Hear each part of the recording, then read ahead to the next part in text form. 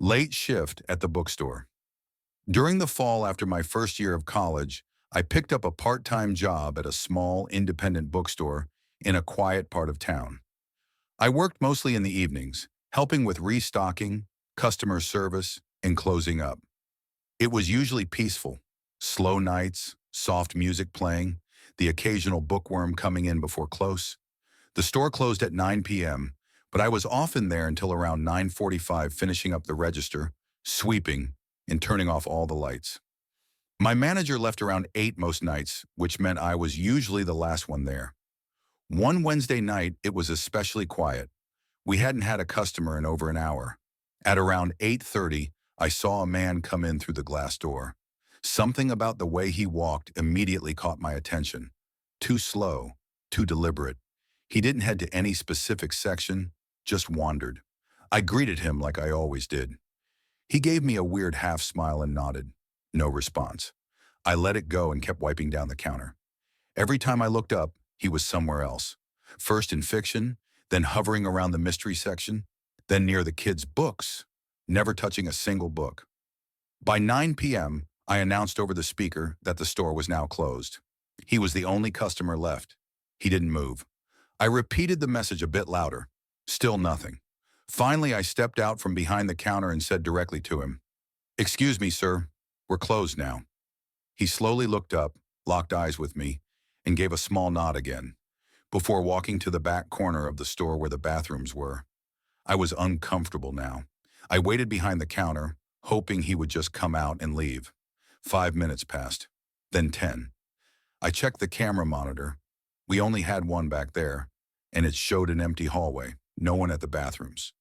I grabbed my keys and cautiously walked back there. Nothing. Both bathroom doors were wide open, empty. I felt a deep chill in my spine. I turned off the hallway lights and practically rushed back to the front, heart pounding. I quickly locked the front door and started closing the register. Just as I was finishing up, I heard a soft tapping on the glass door. I looked up. It was him, the same man, standing outside, face partially obscured by the dim light above the doorway, just staring at me. He didn't knock. He didn't move. Just stood there. I froze. After a few seconds, I stepped back, grabbed my bag, and headed out the employee door in the back. I didn't want to risk going out front where he could be waiting. I ran to my car, checking over my shoulder constantly. Once inside, I locked the doors and drove off as fast as I could. The next day, I checked the security footage with my manager. From the moment the man walked to the back of the store, he never showed up again on the cameras. No exit, no movement, nothing, just vanished. My manager brushed it off as a glitch or blind spot in the system, but I couldn't get the image of him staring through the door out of my head. For the next few weeks, I kept seeing someone who looked like him outside the store when I worked the late shift. Never close, always across the street, or sitting at the bus stop, or standing behind a tree. Just watching. I quit the job a month later. I haven't been back since. But sometimes when I pass dark shop windows at night, I check the reflections, just in case. Toward the end of last summer, on a cool evening in July, I stayed at my aunt's house in the village for a few days. The house was old but well kept. The wooden floorboards creaked and the windows lightly rattled with the wind. It was a place I had visited often as a child and always remembered fondly. But this visit left behind a completely different feeling, one that stayed etched in my mind. On the first night, my aunt and I sat down for some tea and chatted for a while. Then I went to my room fairly early. The room was small but cozy. There was an old wardrobe, a little desk, and a single bed. Right across from the bed, there was a wooden door that led up to the attic, one that was rarely used. I had never really noticed it before, maybe because I didn't care about such things when I was younger. That night I fell asleep easily, but around 3 a.m. I suddenly woke up. The room was dark, but the moonlight coming through the window allowed me to see a little. I felt an unexplainable sense of unease, as if someone was watching me. And then I heard it, the slow, creaking sound of that attic door opening. I lifted my head and stared at the door, but I didn't see anything move, just that unfamiliar creak echoing in the room. I didn't have the courage to get out of bed. I just stayed completely still and listened. After the door creaked open Everything went silent. Minutes passed, but the uneasiness in me kept growing. Then suddenly I heard footsteps. They were coming from above, slow and dragging. Since I knew the attic was never used, I had no explanation for the sound. It was as if someone or something was up there, wandering. In the morning, I didn't mention anything to my aunt, but I wanted to check out the house. I opened the attic door, and it was completely empty. No signs of rats, no footprints, nothing. Just a strange chill lingering in the air. After that incident, I never went back to my aunt's house. But oddly enough, in the weeks that followed, I started feeling the same unease even in my own room, as if that thing had followed me home. Sometimes I wake up at night to the sound of my door slowly closing, but when I open my eyes, the door is already shut. The abandoned amusement park. Back in our senior year of high school, my cousin Arda and I were obsessed with exploring creepy, mysterious places.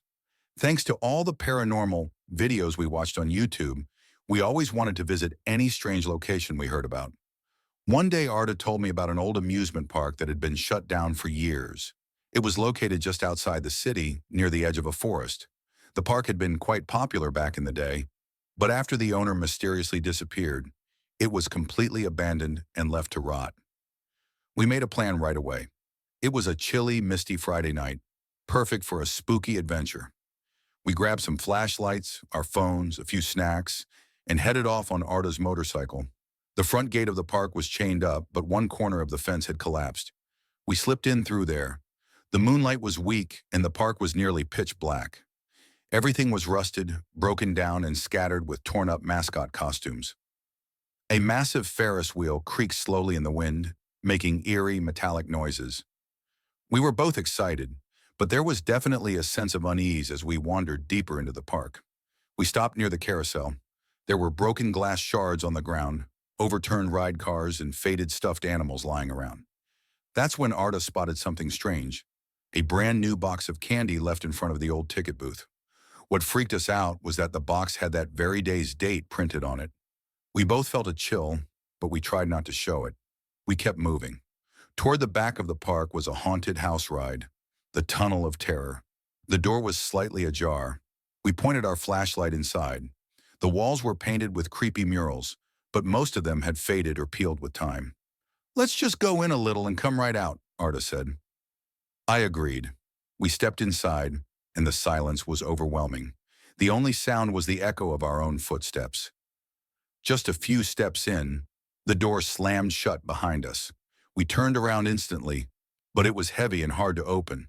Arda bent down and started trying to pry it open while I pointed the flashlight around, and that's when I saw it. At the far end of the tunnel, a figure was slowly moving toward us, tall, hunched over, and walking steadily in our direction. I couldn't see the face, but I could hear the footsteps clearly. "Arda!" I called out in panic. Somehow we got the door open and bolted out of there. We ran out of the park, jumped on the bike, and didn't say a single word until we got back home.